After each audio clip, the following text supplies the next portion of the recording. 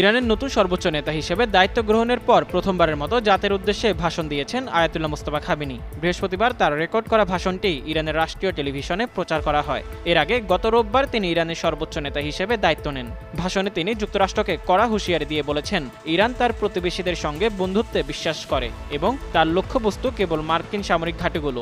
এসব হামলা ভবিষ্যতেও বজায় থাকবে। মধ্যপ্রাচ্যের অবস্থিত সব মার্কিন ঘাঁটি অবিলম্বে বন্ধ করার দাবি জানিয়ে মোস্তফা খামেনি বলেন, এই অঞ্চলের সব মার্কিন ঘাঁটি এখনই বন্ধ করতে হবে, অন্যথায় সেগুলোতে হামলা চালানো হবে। বর্তমান সংকট মোকাবেলায় জাতীয় ঐক্যর ডাক দিয়ে মোস্তফা খামেনি বলেন, শত্রুদের উপর চাপ সৃষ্টি করতে হরমুজ প্রণালী বন্ধ থাকবে। তিনি আরও বলেন, আমরা আমাদের শহীদদের রক্তের বদলা নেব। সম্প্রতি ইরানের ড্রোন ও ক্ষেপণাস্ত্র হামলার লক্ষ্যবস্তু হয়েছে অঞ্চলের বেশ কিছু দেশ। তবে তেহরানের দাবি, তারা কেবল মার্কিন সামরিক সম্পদকে লক্ষ্য করে এসব হামলা চালিয়েছে।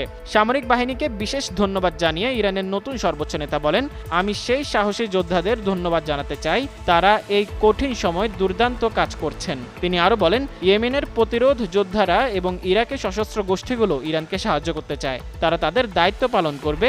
দেশবাসীর জন্য কিছু জনকল্যাণমূলক ঘোষণাও দিয়েছেন মোস্তফা খামেনি। তিনি জানান, যুদ্ধে আহতদের সরকারিভাবে বিনামূল্যে চিকিৎসা সেবা দেওয়া হবে। বর্তমান পরিস্থিতিতে যারা ক্ষয়ক্ষতির শিকার হয়েছেন তাদের আর্থিক ক্ষতিপূরণ প্রদানের মাধ্যমে পরিস্থিতি মোকাবেলা করা হবে।